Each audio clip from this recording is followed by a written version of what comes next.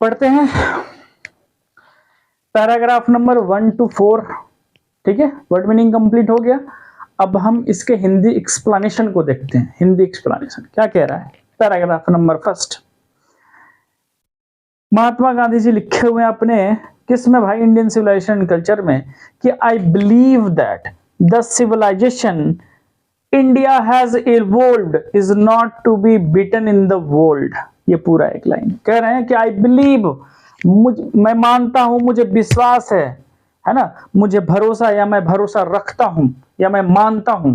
क्या मानता हूं भाई, दैट की द सिविलाइजेशन, जो सभ्यता है।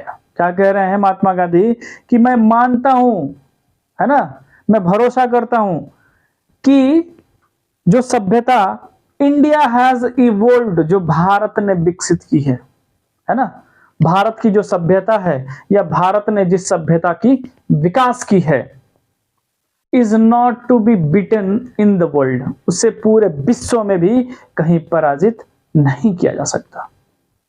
बात क्लियर है? क्लियर है ये लाइन? कह रहे कि nothing can equal the seeds sown by our ancestor. ठीक है ना, नथिंग कैन इक्वल, और कुछ भी ऐसा चीज नहीं है जो हमारे पूर्वजों के द्वारा जो बोया गया उसकी वो बराबरी कर सके। ठीक है ना, कोई ऐसा चीज अभी तक नहीं बना जो हमारे पूर्वजों ने हमारी सभ्यता के लिए जिन चीजों को उन्होंने बोया है, जिस चीज का उन्होंने बीज लगाया है, उस चीज की वो बराबरी कर ले। नथिंग कैन इक्वल, कोई भी बराबरी नहीं कर सकता the seeds sown by our ancestor, जो हमारे पूर्वजों के द्वारा बीज बोया गया है। किस चीज की? सभ्यता की और संस्कृति की। बात क्लियर है? लिखा गया है, लेकिन कुछ ऐसे लोग थे, जानते ही हो भाई, कि कुत्ते का दुम कभी सीधा नहीं होता है ना। कुत्ता के पूंछ में कितनो बाबू घी लगा के या बांस के फोफी बना के ठुसबो तो वो सोच कहियो ना हो तो कुछ है। लिखा गया कि रोम वेंट, रोम तो चले गए, आए तो थे, रोम आया तो था भारतीय सभ्यता और संस्कृति को तोड़ने के लिए, भारतीय लोगों को बहलाने और फुसलाने के लिए, लेकिन उसका हर एक प्रयास क्या रहा? विफल रहा, और रोम को यहाँ पे खाली हाथ यहां से लौटना पड़ा। रोम वेंट, रोम यहां से चले गए। लिखा गया Greece shared the same fate. Greece के मतलब होता है यूनान कह लो या ग्रीसी कह लो, है ना। ग्रीस शेयर्ड, और ग्रीस शेयर्ड माने ग्रीस को भी, यूनान के लोगों को भी क्या हुआ? सेम फेट, सेम दुर्भाग्य की प्राप्ति हुई, सेम भाग्य की प्राप्ति हुई। ठीक है ना, जिस तरीके से रोम, है ना, आशा और विश्वास के साथ यहाँ पे आया था कि भारतीय सभ्यता और संस्कृति को हम तोड़ देंगे, है ना, और जो जिस निराशा के साथ वो इस देश से बाहर गया, ठीक उसी आशा के साथ ग्रीस भी हमारे देश आया था, हमारे देश के भारतीय सभ्यता और संस्कृति को तोड़ने के लिए, लेकिन उसे भी सेम भाग्य की प्राप्ति हुई, है ना, सेम भाग्य प्राप्त हुआ। लिखा गया द माइट, बात यहीं तक नहीं रुकी, आगे भी पढ़ते हैं अभी। The might of the Pharaoh was broken, यहां तक कि माइट ऑफ फरोए, जो यूनान का जो शासक था, सॉरी फरोए, जो प्राचीन मिस्र का जो शासक था, है ना, वो भी पूरे अपने दल बल और पूरे शक्ति के साथ हमारे भारत में आया। किस लिए? तोड़ने के लिए, लेकिन वो खुद यहां से टूट करके चला गया। लिखा गया the might of the Pharaoh was broken, यहां तक कि प्राचीन मिस्र के शासक की शक्तियां भी यहां पे छिन्न भिन्न हो गई, है ना, यहां से उसको भी खाली हाथ लौटना पड़ा। लेकिन भारत अपने संस्कृति और सभ्यता के जिस मजबूती नींव पे खड़ा हुआ था, उस चीज को किसी ने हिला नहीं पाया, उसे टच से मस नहीं कर पाया। आगे लिखा गया कि जापान हैज बिकम वेस्टर्नाइज्ड, और जापान का क्या कहना है? चाइना माल तो कभी टिकता नहीं है, वैसे भी चाइना की बात में नहीं कह रहा, sorry, Japan has become westernised, और जापान को भी क्या हुआ? वेस्टर्नाइज्ड मतलब हो गया पाश्चात्य, माने अंततः जापान को भी लास्ट में जा करके सेम भाग्य की प्राप्ति हुई। हाथ में कुछ नहीं आया भाई, कटोरा वहां से लेकर के तो आए थे भर के ले जाने के लिए, लेकिन यहां से कुछ लेकर के नहीं गए। वो विश्वास जो था उन लोगों का यहीं पे विफल हो गया, टूट गया, और छोड़ करके जाना पड़ा। लेकिन भारत हमारा टस से मस नहीं हुआ।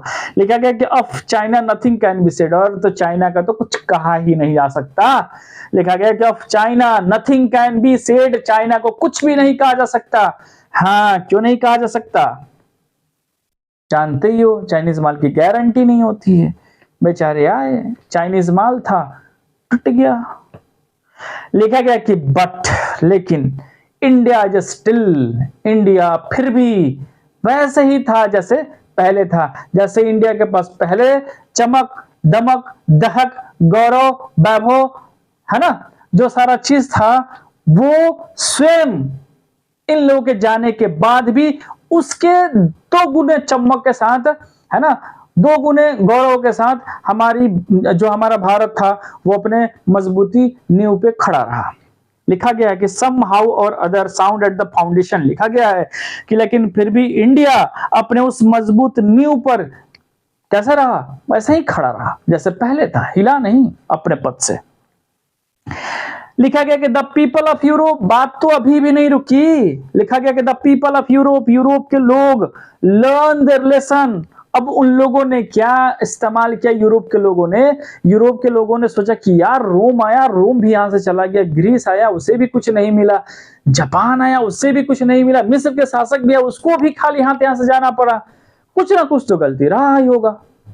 यूरोप के लोगों ने दिमाग चलाया और उन्होंने सीखना स्टार्ट किया कि भाई, उन लोगों से मिलना स्टार्ट किया और मिल करके चीजों को सीखना स्टार्ट किया कि आप लोगों ने गलती कहां की है ना, क्या ऐसी गलती कर दी कि भारत अपने पद से हिला नहीं, अपने जगह से हिला नहीं, है ना, अपने सभ्यता को उन लोगों ने छोड़ा नहीं, उसमें कोई बदलाव नहीं आई। तो वही लिखा गया, the people of Europe, Europe के लोगों ने learn their lesson from the writing of the men of Greece और Rome which exist no longer in their former glory.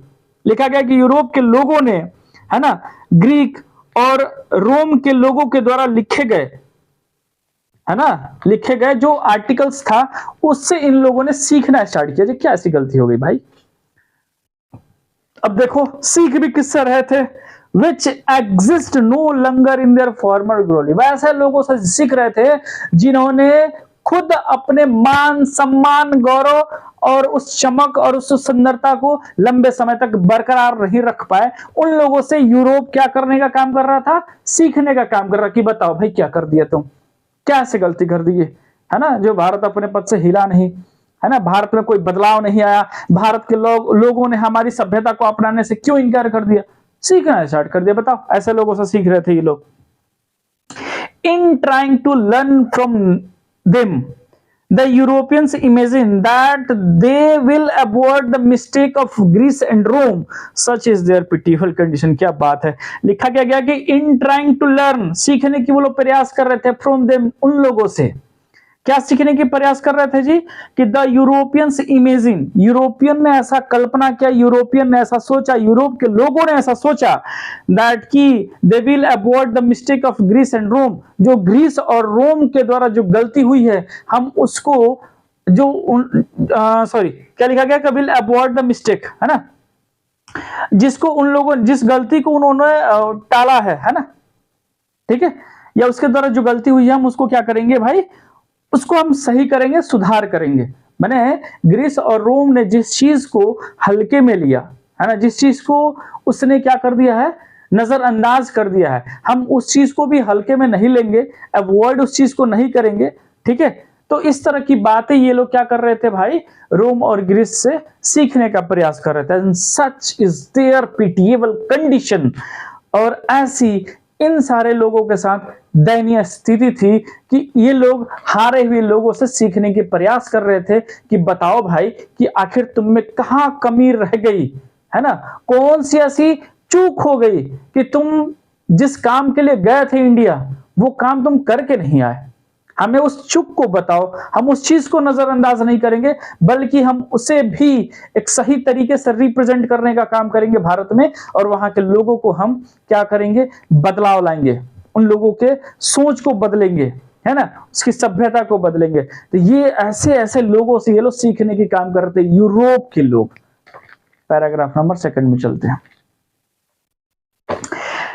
Paragraph number 2 क्या लिखा गया है, in the midst of all this, इन सबों के बीच, India remain immovable in that is her glory. क्या लिखा गया है कि इंडिया रिमेन इमूवेबल, इंडिया क्या रहा, फिर भी दृढ़ता के साथ अपने जगह पर वैसे ही अड़ित रहा।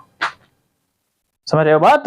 And that is her glory, और यही तो हमारे भारत की क्या है, गौरव है, यही तो हमारे भारत की मान सम्मान है।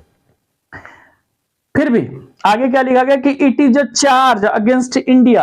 अब उन लोगों के हाथ तो कुछ लगा नहीं, तो बेचारे अब क्या करके गए, यहां से आरोप लगा कर गए, इल्जाम लगा करके गए, है ना। क्या कहते हैं कि it is a charge against India, लेकिन भारत के विरुद्ध एक क्या है, आरोप है। क्या आरोप है?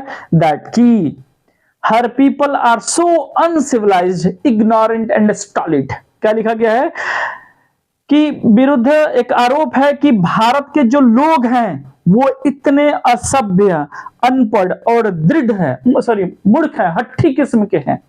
मतलब एक तो पागल है अपने सभ्यता और संस्कृति के पीछे, दूसरा एक तो अनपढ़, मतलब गंवार समझ लो, किसी बात को सोचता ही नहीं है, किसी बात को सुनता ही नहीं है, और हट्ठी मतलब एक नंबर के गधा है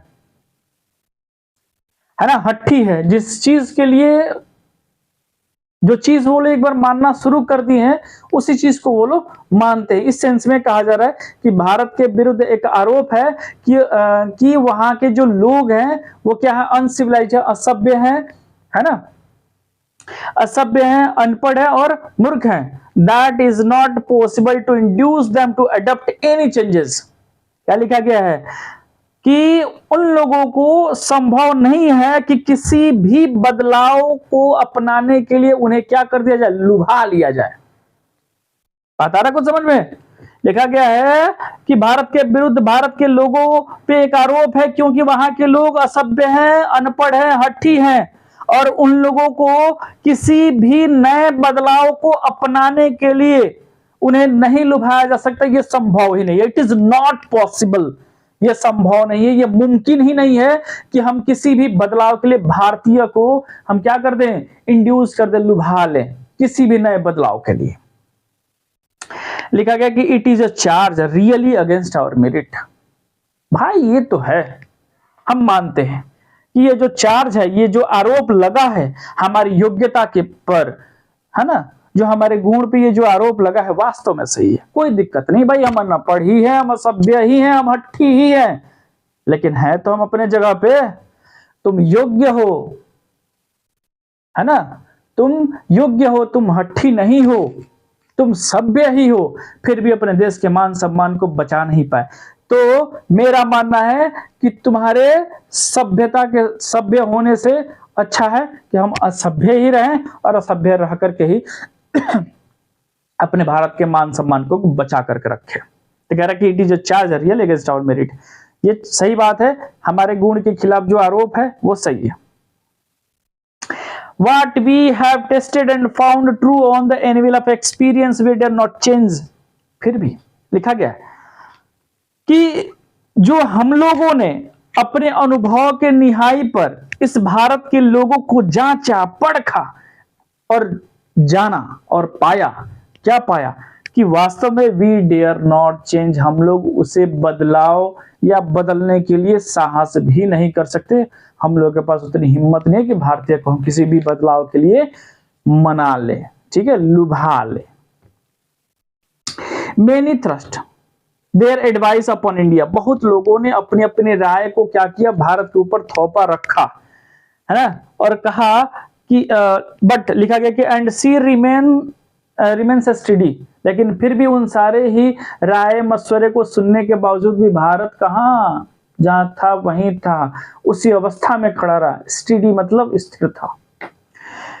और यही तो बात है कि दिस इज हर ब्यूटी, और यही हमारी सुंदरता है, और यही हमारी भारत माँ की सुंदरता है। It is the sheet anchor of our hope, और यही हमारा आशा का प्रहरी है, आशा की सुरक्षा का क्या है, न्यू है, जो भी समझ लो। पैराग्राफ नंबर 3 पे चलते हैं। लिखा गया है कि सिविलाइजेशन, अब यहाँ पे सिविलाइजेशन की डेफिनेशन दिया जा रहा है। लिखा गया है कि civilization is that mode of conduct which points out to man the path of duty, performance of duty and observance of morality are convertible terms. लिखा गया है कि सिविलाइजेशन, सभ्यता, is that mode of conduct, civilization आचरण की वह पैमाना है विच जो पॉइंट्स आउट, इशारा करता है, इंगित करता है, निर्देशित करता है, क्या, to man the path of duty, लोगों के कर्तव्य के मार्ग पे चलने के लिए वो इशारा करता है, प्रेरित करता है। लिखा गया कि परफॉर्मेंस ऑफ ड्यूटी, कर्तव्य का पालन, एंड ऑब्जर्वेंस ऑफ मोरालिटी, मतलब नैतिक अवलोकन, आर कन्वर्टिबल टर्म्स, दोनों ही, अब टर्म्स के मतलब यहाँ पे पद नहीं होगा, टर्म्स के मतलब होता है एक दूसरे में, ठीक है। तो लिखा गया है कि कर्तव्य का पालन और नैतिक अवलोकन ये दोनों ही एक दूसरे में क्या है भाई, कन्वर्टिबल है, परिवर्तनशील है, ठीक है। टू ऑब्जर्व, अवलोकन करना, ठीक है ना। टू ऑब्जर्व मोरालिटी, नैतिक अवलोकन, is to attain mastery over our minds and our passion. कह रहा है कि नैतिक अवलोकन करने से क्या होता है कि हम अपने दिमाग और अपने शौक के ऊपर क्या करते हैं, प्रभुत्व स्थापित करते हैं, स्वामित्व बनते हैं, हम अपने शौक के मालिक बनते हैं। मतलब कहने का मतलब क्या है, शौक हम पे हावी नहीं होता है, बल्कि हम शौक पे हावी होते हैं, ठीक है। हम अपने मन के गुलाम नहीं होते हैं, बल्कि मन हमारा गुलाम होता है, ठीक है। हम सोच के अकॉर्डिंग नहीं चलते हैं, ये चीजें लिखी गई है। लिखा गया है कि अगर टू ऑब्जर्व मोरालिटी, अगर हम नैतिक अवलोकन करते हैं, तो टू अटेन, हम प्राप्त करते हैं किस चीज के लिए, मास्टरी, स्वामित्व अटेन करते हैं, प्राप्त करते हैं किस चीज पे, ओवर आवर माइंड्स, हम अपने दिमाग पे, एंड आवर पैशन, और अपने शौक पे। लिखा गया सो डूइंग, और ऐसे करने से, वी नो आवर सेल्व्स, हम लोग खुद को क्या कर पाते हैं, जान पाते हैं।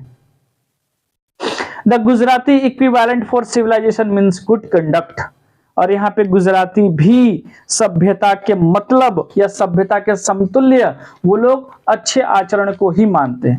मतलब सभ्यता, वो लोग किसको कहते हैं, अच्छे आचरण को कहते हैं, माने अच्छे आचरण को ही वो लोग सभ्यता कहते हैं, ठीक है, या सिविलाइजेशन का इक्विवेलेंट वो गुड कंडक्ट को मानते हैं।